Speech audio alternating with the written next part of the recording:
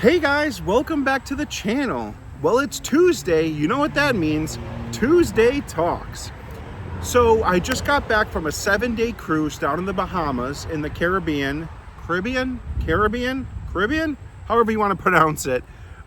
We went on a cruise line called MSC. It was beautiful. The cruise ship itself was magnificent. The Bahamas, the water is pristine. If you look at it, you think blue water. No, it's pure topaz. It is just gorgeous. I'm going to throw a quick video in here just to show you and highlight how blue that water is down there. It was beautiful. But it's Tuesday. The next couple Tuesday talks, I want to do a little series. Now, if anybody knows me, knows that the things I enjoy are camping. Of course, I have this channel. But I also enjoy Bigfoot.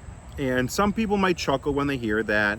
Either you believe or you don't believe. I'm not saying I'm a believer or not believer, but I enjoy the topic itself. So I want to designate the next couple weeks to cryptids that are in New York State. Now, I live in New York State, so I want to see what kind of cryptids are in New York State, and has there been any documented stories where campers have come across one of these cryptids. Now, what is a cryptid, you might ask? A cryptid is a creature that's not 100% accepted by mainstream science, such as the Loch Ness Monster, Bigfoot, the Chupacabra.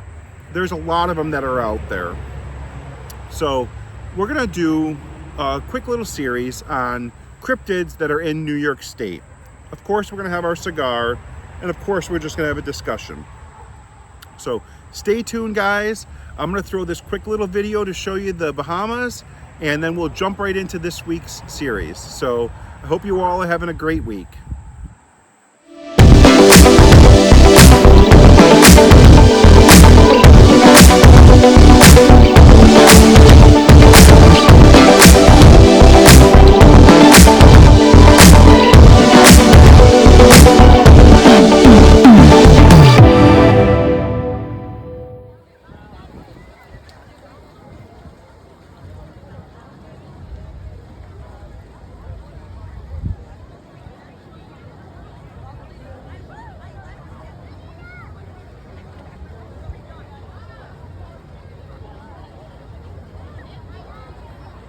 Wasn't that water pristine? It is so beautiful down there.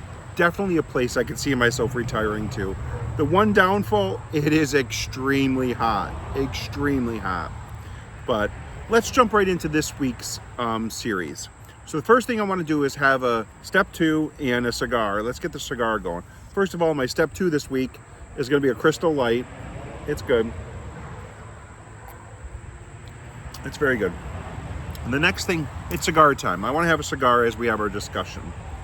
So a couple weeks ago, maybe a month or two ago, I had showcased a line that was from a CAO that were called Flatheads. They were inspired by motorcycles and cars. And those I bought in a packet where you could buy multiple cigars from the same manufacturer in the same pack. Well, I bought another pack recently, and it's from the manufacturer called Tatuaje. So this is it here. This is how they come. This is a Huma pack. So inside here, there's a pouch that keeps the humidity at a perfect temperature for the cigars so they don't dry out. But the Tatuaje brand is a very pristine brand. This is a very high-end cigar, a quality cigar. Each one of these cigars go from anywhere from $12 to $15 a cigar. The pack itself has 5 cigars in it. This pack runs you $49. So that is a lot of money. So that's about $10 a cigar. But you're saving, if they're anywhere from $10 to $20 on buying the pack instead of buying them individual, because some of these cigars do cost a little bit more. Now, the cigar I want to showcase today and have today is called a Surrogate. Again, it's by Tatuaje. So this is it here. And then if you go on any of the cigar forums and stuff, they call it Surrogate Sunday. And that's typically a smoker likes to smoke these on Sunday. So it just rhymes, so they like that. But again, it's called a bone crusher. And the Surrogate is another offshoot of the Tatuaje family brand. So the first thing we're going to do is we're going to go ahead and use our hefty duty cut for the V-cut. Take the cigar, again, insert it into the V-cut and just cut it. Look at that, guys. Perfect cut. Perfect. And then we're going to go ahead and grab our torch lighter, which we have here. And we're just going to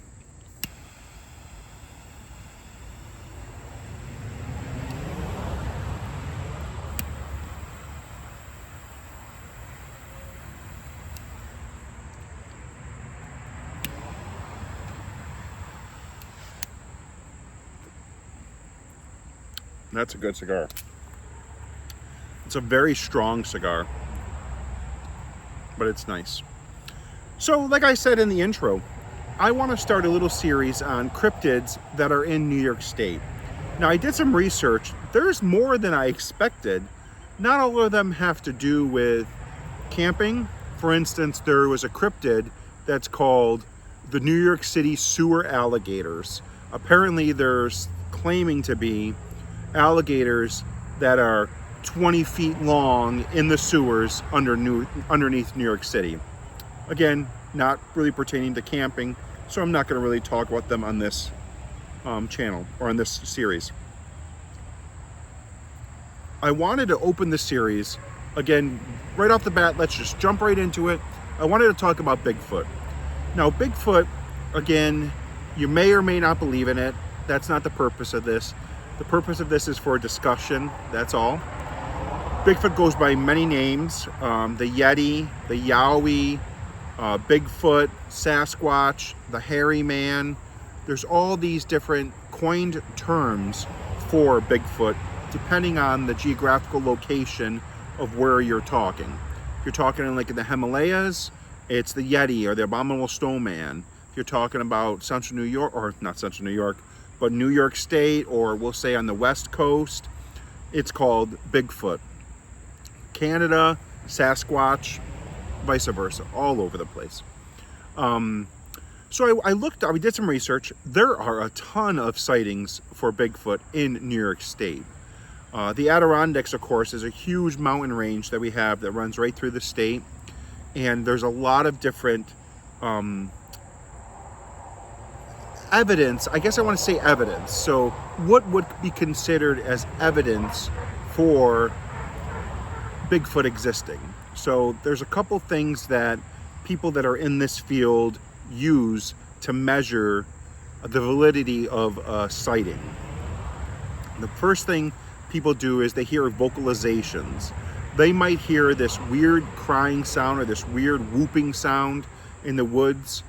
They take vocalizations, they have it analyzed by experts, and again, it's something, there's been a few vocalizations that are unable to be actually classified as an animal within that region.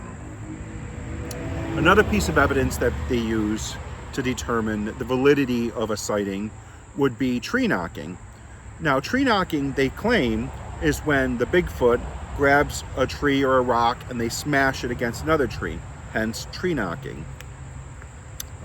There's again been recording sightings of that. So again, something that needs to be, can that be hoaxed? Yes, but we'll get into that in a little while. The other thing would be smell.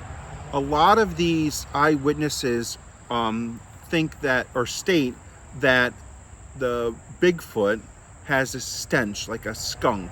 In fact, if you're in the Florida region and you have a Bigfoot sighting, they don't call it Bigfoot down there, they call it the skunk ape. So again, another one of those coined terms for the Bigfoot. And the other thing is just a visual sighting or a recording.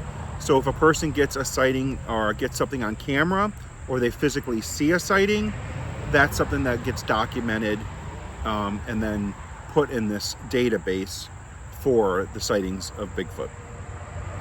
Now, I did some research as to camping experiences that people had for sightings and stuff, and there's a lot of them.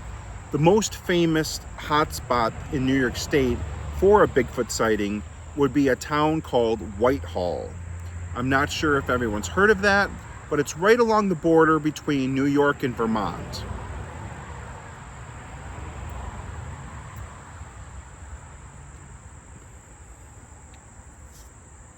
Cheers, guys. Now, in Whitehall, the first sighting was in the 70s by a police officer. The police officer saw a very large human-like creature that's bipedal. What that means is on 2 feet, running across the highway from one side to the other side. And they claim they did it in 3 strides, meaning foot, foot, foot, and he was across the highway. So that tells you that his leg span, was very large. And later on, there were others who actually had sightings in Whitehall, again, in positions of authority. Another law enforcement officer. But there were some campers who were camping one night near Whitehall, heard some noise, heard some tree knocking, they claimed. They went out to look and they saw something very large in the woods.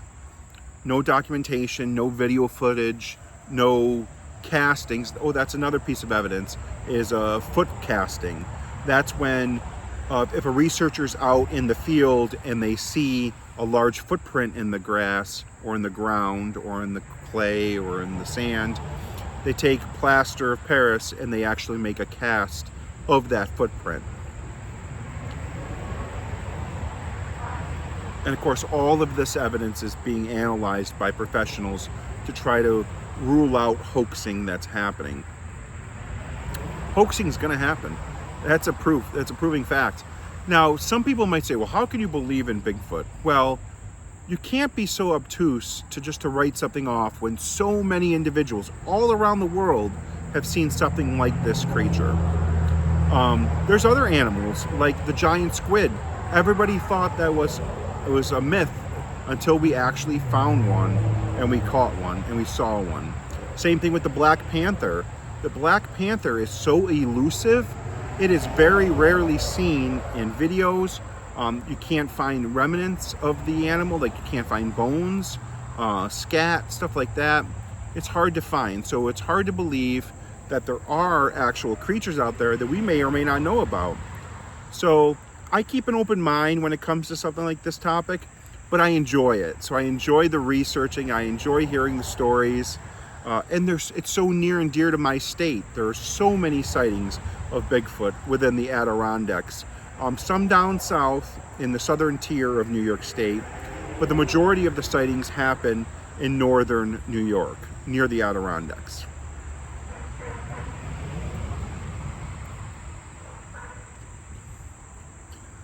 Now, the purpose of this series is not to make you a believer.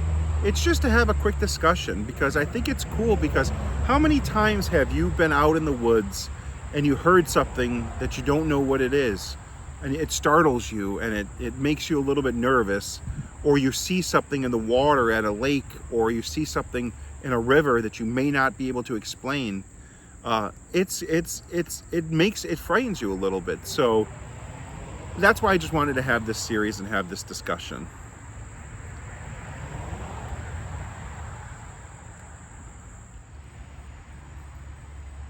So the purpose of this series is to also hopefully get some sort of discussion in the comments. I'd love to hear if somebody had an experience. Maybe you heard a tree knocking, maybe you saw a footprint, or heard a vocalization, or actually had something caught on video that you can't explain, or a smell. Again, I understand that there's skunks in the woods. We all know that. But maybe you saw some trees moving that you know a skunk can't move those trees, and then you smell that stench. That could be some evidence. That could be an experience or a sighting that you've had particularly. I'd love to hear about them. But also, this could be the biggest hoax in the history of hoaxing. The best evidence we have right now is the Patterson-Gimlin film that's out there. It shows this female Bigfoot. They coined the name Patty. You could tell because she has breasts, walking along Bluff Creek in California. That video has been analyzed and analyzed and analyzed and analyzed, and nobody can prove that it's a doctored video or that it's fake or that the person is in a suit, an ape suit. Again, they're critiquing that video by the footprint or the foot and how it bends, and the knees and how it bends, and how muscles move within the video. So it's just a great video. If you haven't had an opportunity to look at that, I do urge you to try to look at that video. It's called the Bluff Creek Patterson-Gimlin film. So take a look at that. It's a very short video. But I appreciate you all. I hope everybody's having a great week. Next week I have a new cryptid that I want to talk about that's in New York State, and it's very popular, just as popular as Bigfoot. So I'll hopefully talk to you guys this coming weekend, but if not, I hope you all have a great week, and I appreciate you all for subscribing and liking the videos and commenting. If you have any questions, just throw it in the comments. Let me know, or reach out to me directly. But have a great week, everybody.